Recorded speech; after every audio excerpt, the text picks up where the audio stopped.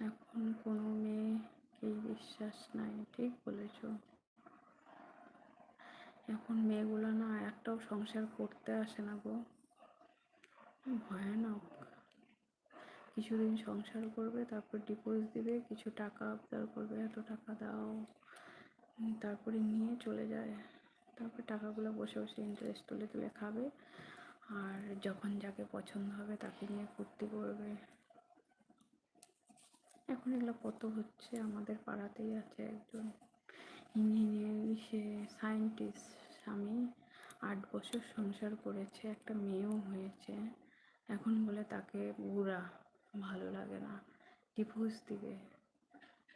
Divorce দিয়ে অনেক টাকা নিয়েছে, 30 লাখের মতো নিয়ে এখন বিন্দাস স্কুটি নিয়ে ঘুরে বেড়ায় সারাদিন। ভালোবাসাটা